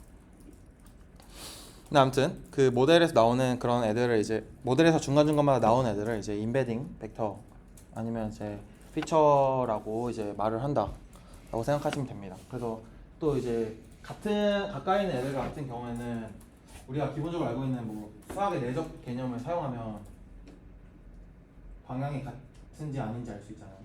그래서 이런 세 가지의 기본적으로 이렇게 세 가지의 개념들을 사용해서 이 피처가 그러니까 특정 데이터, 그러니까 두 개 서로 다른 데이터에서 나온 게 같으면은 이제 얘네가 이 두 개의 이미지가 의미론적으로는 비슷한 유사 뭐라는 거야? 의미론적으로는 비슷하겠죠? 네. 그리고 이제 데이터와 로스인데 제가 이 목차를 좀 생각을 하면서 어떤 걸 두 개 연관지을까 생각하다가 이제 데이터가 로스랑 굉장히 유사하기 때문에 이렇게 두 개를 한번 묶어봤습니다. 그래서 일단 기본적으로 딥러닝에서는 리그레션과 클래시피케이션 모델이 그 태스크가 있는데 그러니까 대부분의 문제들은 리그레션이냐 클래시피케이션이냐라고 둘로 나눌 수가 있습니다. 리그레션 같은 경우는 이제 연속적인 값을 예측하는 문제이고 클래시피케이션은 뭐 세 개가 있으면 세 개 중에 어떤 거에 해당하는지 뭐 강아지 사진이 있는데 그 특정한 사진이 강아지인지 곰인지 호랑이인지 분류하는 그런 문제입니다. 그래서 이제 그때 사용할 수 있는 게 이제 MSE, MA, RMSE, 그 다음에 크로스 엔트로피 이 두 개는 다 크로스 엔트로피긴 합니다. 근데 크로스 엔트로피 로스로만 생각하면 될 것 같아요. 그래서 이렇게 있는데 이제 기본적으로 그냥 리그레션을 하면 MSE를 쓰고 그 다음에 클래시피케이션을 하면은 크로스 엔트로피 로스를 씁니다. 그리고 이제 좀 더 나아가서 뭐 제너레이션 쪽에서는 다른 로스를 쓴다고 알고 있었거든요.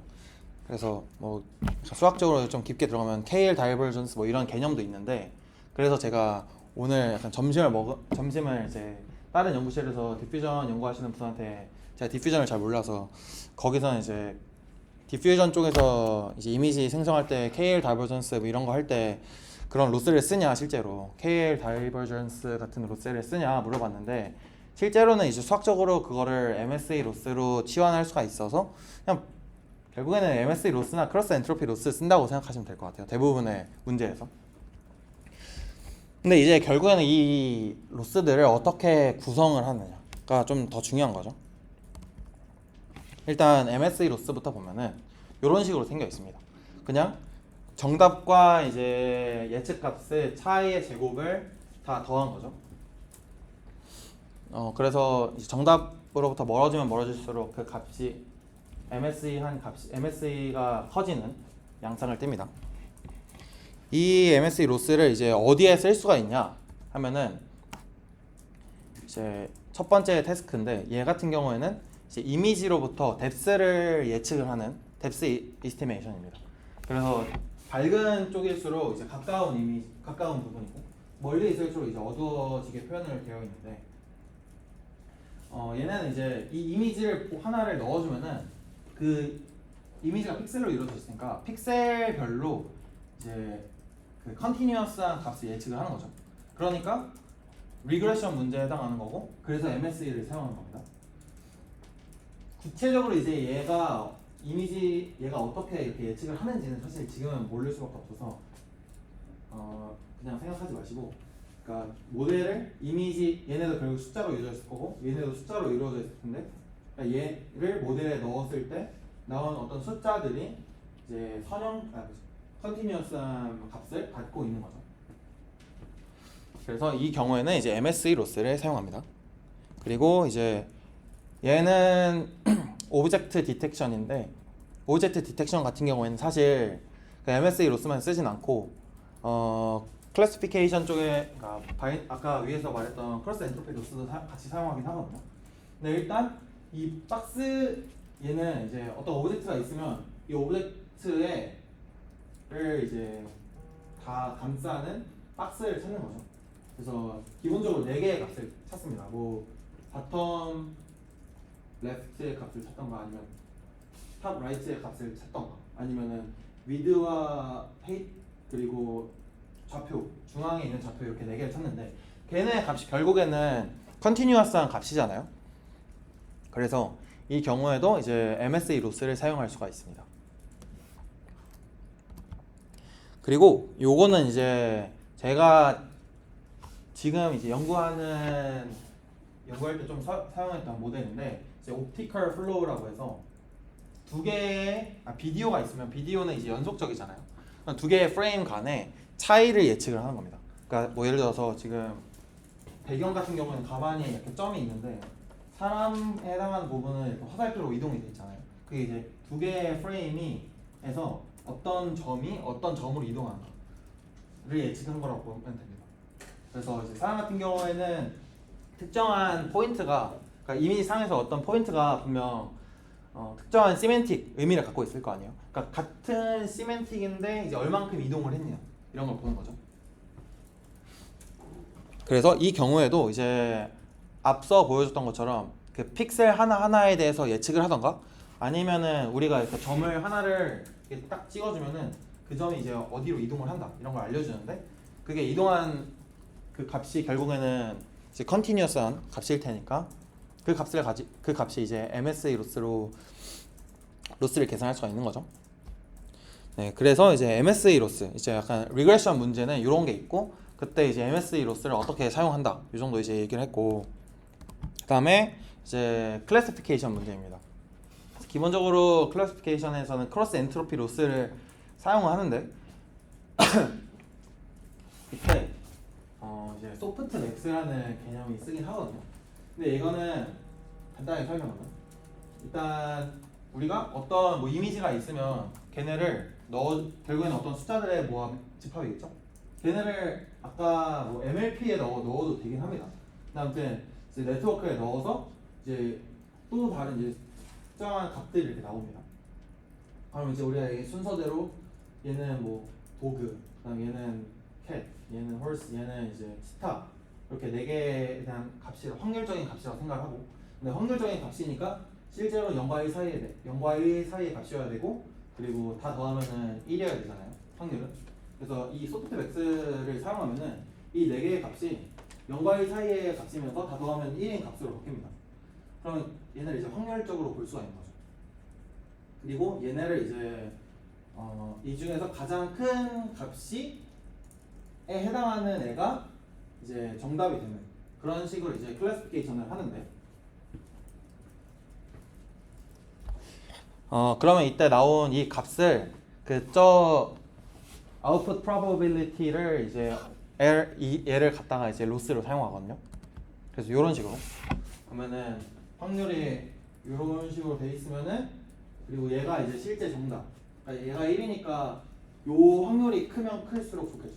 그리고 얘가 작으면 작을수록 좋은데 그냥 요 식을 간단하게 이제 다 이해할 필요는 없고 설명을 좀 하자면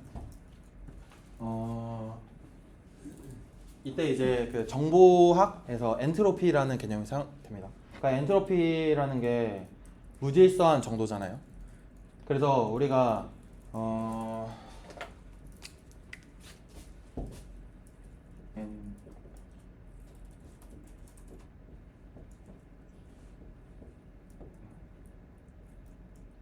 이건가?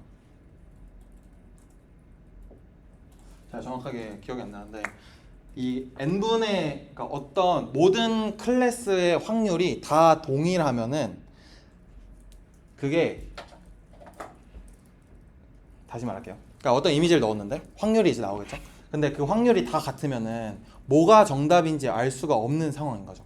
그럼 우리는 그거를 이제 엔트로피가 엄청 크다고 해요. 그러니까 완전 무작위한 거죠. 그래서 그 무작위한 정도가 크려면 특정한 값이 엄청 크면 안 돼요. 그러니까 값들이 서로 같을수록 여기 나오는 값들이 엄청 같을수록 요 세 개의 값이 같을수록 결국엔 크로스 엔트로피 값이 커집니다. 그래서 그러니까 특정 정답에 해당한 근데 얘 같은 경우는 이제 특정 정답에 해당하는 값이 커질수록 그 엔트로피 값이 작아지는 경향이 있어요. 크로스 엔트로피 같은 경우에. 그래서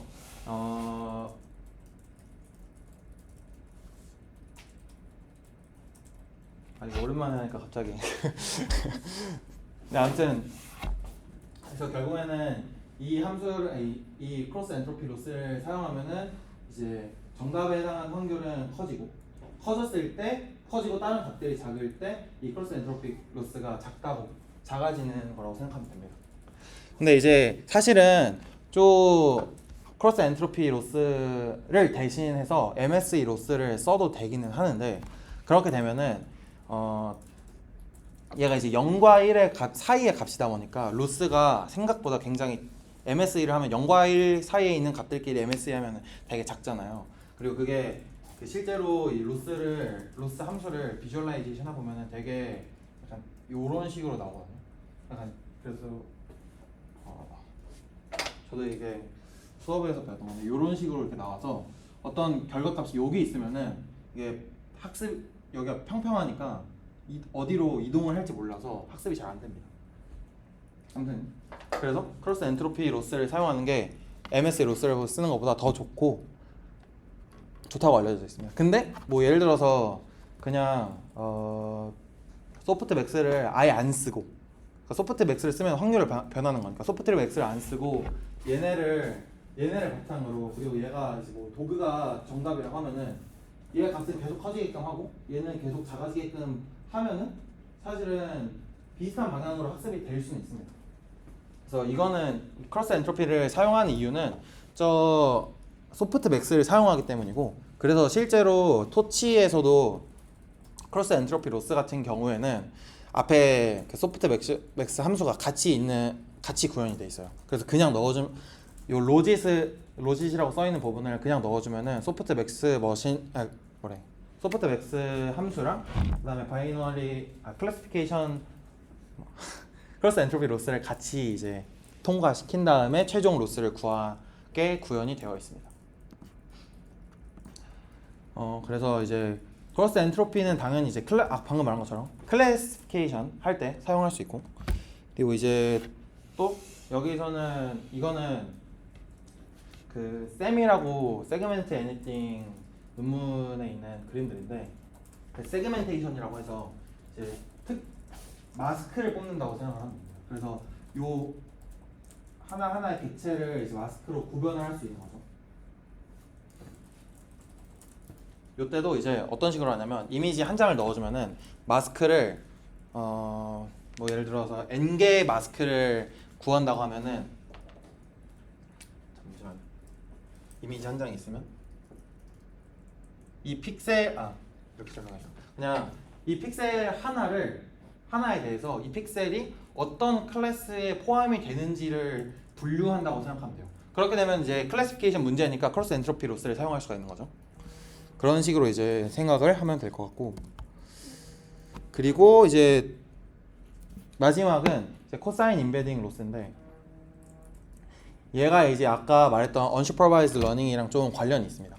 뭐냐면 요 옆에 있는 이미지인데 일단 아까 그 모델을 통과시키면 나오는 어떤 벡터를 이제 인베딩 벡터라고 한다고 했잖아요.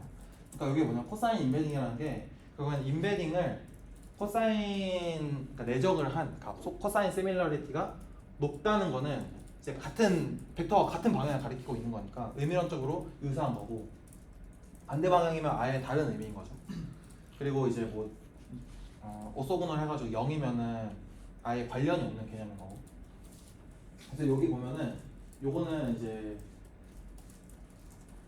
심시알이라고 하는 논문에서 나온 개념인데 이제 contrastive learning이라고 해가지고 같은 이미지면은 인베딩이 비슷해야 되잖아요. 그래서 그런 경우에는 이제 좀 그 코사인이 그러니까 1이 되게끔 하고 빨간색 같은 경우는 이제 리펠이라고 돼 있어가지고 그 같지 않은 서로 다른 이미지 같은 경우는 이제 멀어지게끔 합니다. 여기서는 얘는 이제 unsupervised 방법을 사용한 건데 아까 unsupervised는 레이블이 없다 했잖아요. 그래서 이 경우에는 이제 이 논문에서는 강아지 사진을 이제 여러 뭐 얼굴만 가져오던가 아니면 다리 쪽만 가져와가지고 이미지를 이제 모델에 넣어서 나오는 어떤 인베딩이 있으면은 그 인베딩을 이제 가까워지거나 멀어 그 같은 얘는 이제 둘 다 강아지니까 같게끔 하고 뭐 소파에서 나온 이미지랑 강아지에서 나온 이미지는 당연히 멀어져야 되니까 그 코사인이 멀어지게끔 학습을 하는 거예요.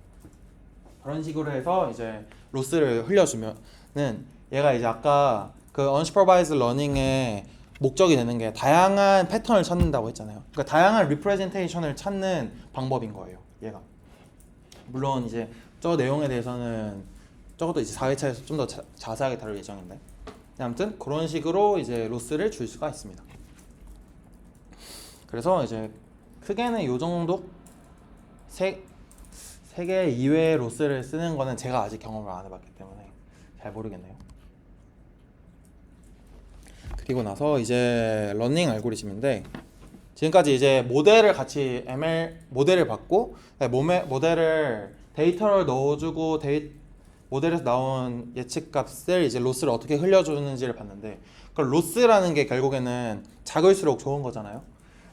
근데 작은 ML에서는 이제 약간 서치를 하는 방식을 통해서 로스랑 이제 같은 의미인 오브젝티브 펑션을 어떻게 모델을 수정을 했을 때 오브젝티브 펑션이 어떻게 바뀌는지를 보면서 이제 학습을 진행을 합니다.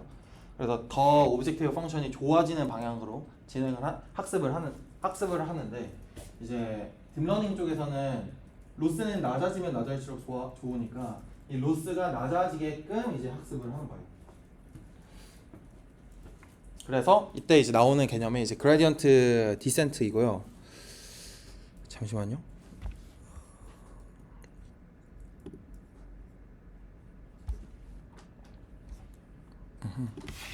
그래서 이 그레디언트 디센트라는 게 좀 더 구체적으로 설명하면 뭐냐면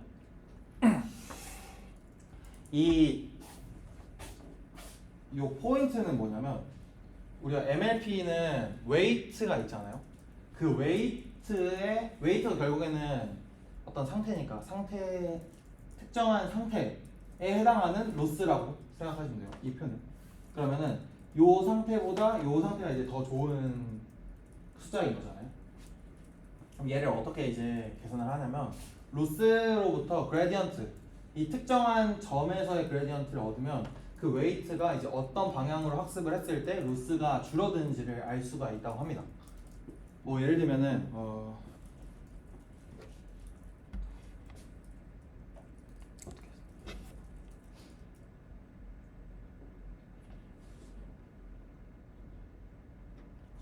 마땅한 그냥 요거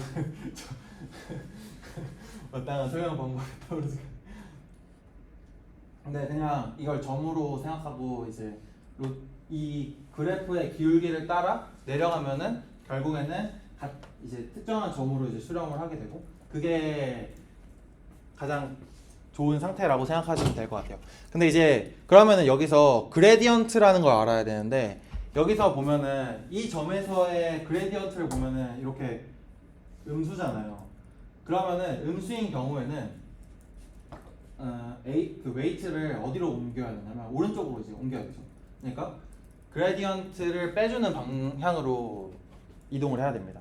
그래서 그레디언트를 따라서 이제 디센트 내려간다고. 여기에 있을 때는 이제 그레디언트가 만약 웨이트가 이쪽에 해당한다면 여기에서의 그 그레디언트가 이렇게 상수인데 일로 왼쪽으로 가야 되니까 빼줘야겠죠 당연히 그레디언트를. 웨이트에서 그레디언트를 빼줘야 되는 거죠. 그러니까 두 가지 케이스 다 이제 웨이트에서 그레디언트를 빼주는 방향으로 학습을 하게 됩니다.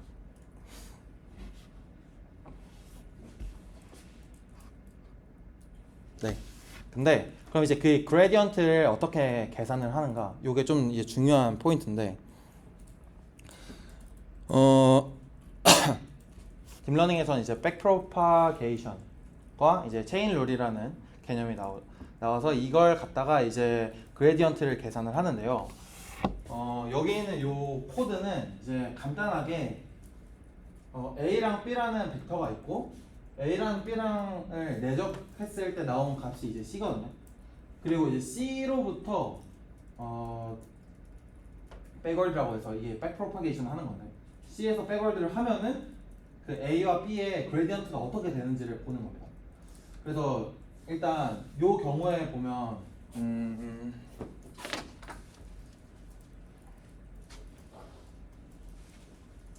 뒤에 잘 일단 C라는 값은 A1, B1 더하기 A2, B2 더하기 A3, B3잖아요. 그래서 예를 들어서 이제 백월드를 하면은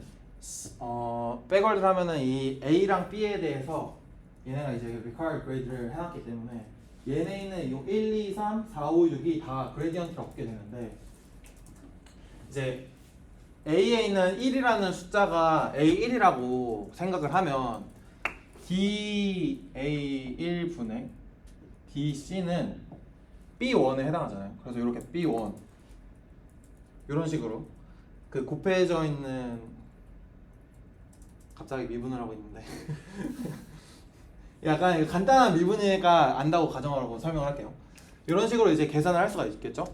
그래서 이 프린트 옆에 나오면 텐서하고 A1, 2, 3는 4, 5, 6인데 그게 이제 4, 5, 6이 B에 있는 B1, 2, 3에 대응하니까 A1 같은 경우는 B1이랑 곱해졌으니까 당연히 그레디언트가 B일 거고 A2는 B2일 거고 A3는 그레디언트가 B3일 거예요. 이런 식으로 이제 그레디언트를 계산할 수가 있어요.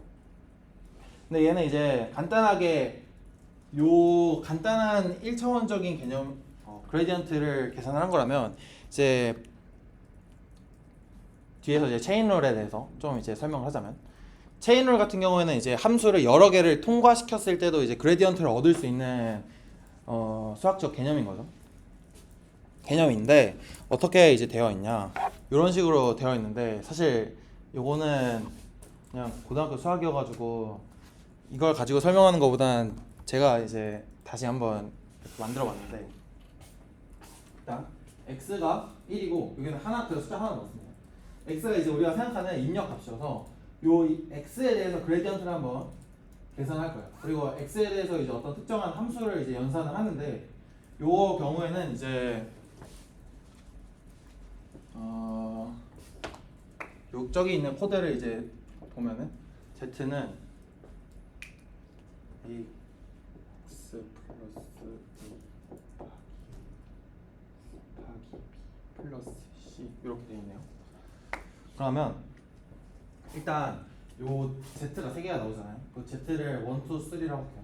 그래서 z1 같은 경우는 x 플러스 a고 z2는 z1 곱하기 b고 z3는 z2 플러스 c인데 그래서 우리가 지금 원하는 건 뭐냐면 최종적인 z가 z3니까 z dx분의 dz를 원합니다. 근데 제가 여기다 dz1이라고 썼네요. dz3입니다. 마지막에 있는 거.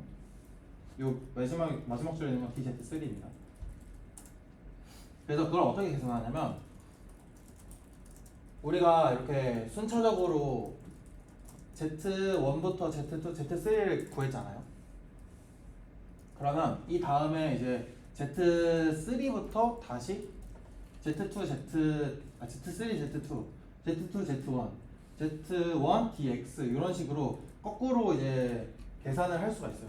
요거는 이제 그 파이 토치에서 어떻게 구현되어 있냐에 대한 내용이라서 조금 이따가 설명을 해볼 건데 일단 그냥 간단하게 보면은 각각의 간단한 연산에 대해서는 우리가 이제 기울기를 계산할 수가 있고 이 중간값들에 대해서 이제 각각 미분을 할 수가 있는 거죠. 그리고 나면은 이 얘네를 가져다가 이제 체인룰을 사용하면은 dx 분의 dz3를 최종적으로 계산할 수가 있는 거예요. 그러니까 요 z가 이제 나중에는 로스가 될 텐데 로스로부터 이제 모든 MLP에 있는 웨이트들의 그 그레디언트를 계산할 수가 있는 거죠. 이게 왜 이렇게 되는지에 대해서 한번 복습할 때 한번 고민해 보시면 좋을 것 같고 그래서 요 세 개의 값들을 이제 다 곱하면은 이게 그냥 dx dz1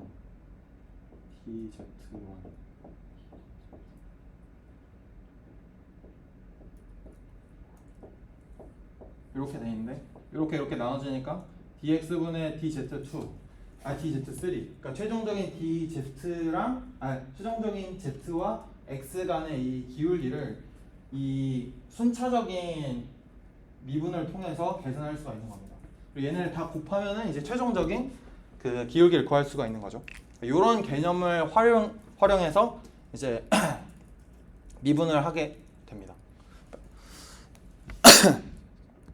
그래서 이제 요거는 그냥 간단한 예시니까 요런 개념으로 일단 결국에는 x가 보면은 실제 파이토치에서도 이제 x를 넣어주면은 x가 순차적인 연산을 통해서 바뀌거든요.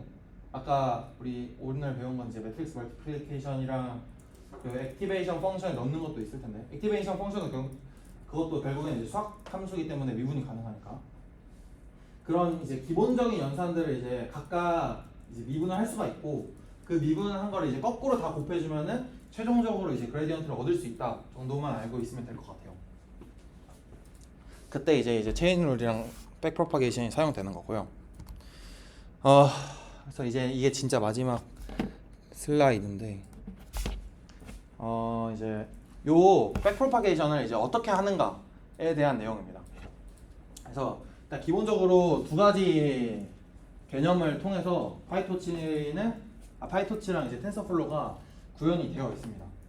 그래서 어떻게 되어 있는지를 간단하게 설명하면 파이토치 같은 경우에는 define by run이라는 개념을 사용하고 텐서플로우와 잭스 같은 경우에는 define and run이라는 개념을 사용합니다. 이 define이라는 게 뭐냐면 그 연산을 define 하는 걸 의미해요. 그러니까 이게 파이토치인데 토치 같은 경우에는 그 요 연산의 과정이 있을 거야. 흐름이 있을 거 아니에요. 흐름을 알아야지 다시 이렇게 오는 과정을 알아야지 다시 뒤로 올라갈 거 아니에요. 그래야지 요 그레디언트를 전달을 해주거든요. 그래서 이 백월드를 하게 되면은 백월드를 하면은 요걸 forward라고 하는데 forward한 과정의 이제 거꾸로 그레디언트가 흘러가는 거예요. 왜냐면 이제 보면 dz2분의 dz3부터 계산을 해야 되니까. 그래서 얘부터 계산을 해서 이제 순차적으로 뒤로 다시 거꾸로 올라가면서 그레디언트를 전달해주는 과정이 있거든요. 이제 그렇게 계산을 하는데 이 forward 하는 과정에서 이제 x 플러스 a는 z잖아요. 요런 이 히스토리를 실제로 저장을 해줍니다. 그 그래프로 파이토치가 돼버려요. 그리고 그 저장해놓은 기록을 바탕으로 다시 거꾸로 이제 흘러가면서 백월드를 하는 거예요. 그걸 이제 여기서는 이제 방금 말했지만 이게 연산이 진행되는 과정에서 그 기록을 저장을 한다고 했잖아요. 그래서 define by run이라는 게 실행을 하면서 이 그래프를 그 연산하는 그래프를 정의하게 됩니다. 그래서 파이토치 같은 경우에 되게 좋은 게 이 forward 연산과 함께 그래프가 생성이 되는데 이제 이 define and run이랑 이제 좀 비교를 해야지 알 수가 있는 개념이긴 하지만 유연하다는 장점이 있거든요. 이건 좀 이따가 왜 그런지 설명해 줄게요. 그리고 텐서플로우와 잭스 같은 경우에는 define and run이라고 해서 이 forward 연산을 이제 우리 run이라고 하면은 forward를 하기 전에 그 모델의 구조를 쭉 본 다음에 얘가 어떤 연산을 할 건지를 다 정의를 해놓습니다. 그리고 나서 그렇게 정의를 해놓으면은 얘가 이 다음에 그러니까 컴퓨터가 이 다음에 뭘 연산을 해야 될지를 다 알고 있고 그대로만 실행을 하니까 되게 빨라요. 근데 이제 컴파일이라는 과정이 필요합니다. 컴파일을 해줘서 필요한 연산들을 다 정의해 놓고 그러면 걔네가 이제 순서대로 그냥 실행만 하는 거죠. 근데 이제 파이토치 같은 경우에는 중간중간에 예상치 못한 연산이 추가될 수 있다는 장점이 있습니다. 그러니까 예를 들면은 그 네트워크 안에서 if문이나 for문 같은 거를 쓸 수가 있어요. 왜냐면 for문을 쓰면은 네트워크를 몇 번 통과시키는지를 임의로 바꿀 수가 있잖아요. 근데 그건 이제 컴퓨터가 모를 수 있단 말이에요. 근데 실제로는 이제 파이토치 같은 경우에 그런 임의로 바뀌는 연산이 가능한데 이제 텐서플로우 같은 경우에는 그런 연산이 불가능합니다. 그래서 파이토치가 좀 더 유연하다는 게 네트워크가 연산을 하는 과정을 진짜 맘대로 바꿀 수가 있어요. 근데 이제 텐서플로우 같은 경우에는 이게 연산을 하기 전에 몇 번 연산을 할 건지를 다 알고 연산을 해야 되기 때문에 그런 뭐 for문이나 if문 같은 건 연산할 수도 있고 안 할 수도 있고 몇 번을 그런 개념이니까 그런 거를 쓸 수가 없습니다. 텐서플로우나 잭스 같은 경우에는 그 대신 엄청 빠르죠. 근데 이제 파이토치 같은 경우는 요즘에는 이제 그 짓 컴파일이라고 하는 개념을 이제 사용을 해가지고 딱 고정되어서 연산을 하는 부분 같은 경우에는 이제 짓 컴파일을 하면은 그 과정에서 필요한 연산을 다 이제 정의를 해놓고 계산을 하기 때문에 훨씬 더 빨리 할 수 있다고 합니다. 그게 이제 파이토치 2.0부터 적용이 된 기술입니다. 아무튼 이런 식으로 이제 간단하게 구현이 되어 있다고 보면 될 것 같습니다. 네, 뭔가 첫 발표여가지고 어를 너무 많이 타긴 했는데 혹시 질문이 있으면은 개인적으로 나중에 물어봐도 되고 지금 물어보셔도 됩니다. 혹시 질문 있을까요? 왜요? 조사 좀 하고 가나. 뭐요? 좀 이따 발표 끝나. 네, 알겠습니다. 그리고 그 디스커션이 있다고 했는데 네, 이 두 개는 이따가 아마 세미나 때 설명을 해주겠지만 노션에다가 이 질문에 대해서 좀 디스커션한 내용들을 기록을 해주시는 과제로 알고 있습니다. 네, 이걸로 발표를 마치겠고요. 저는 4회 때 또 만나 뵙겠습니다. 감사합니다. 마이크 안 돼. 녹화 꺼야지. 안 돼? 되네. 안녕하세요. 오랜만에 뵙네요. 그 14주차에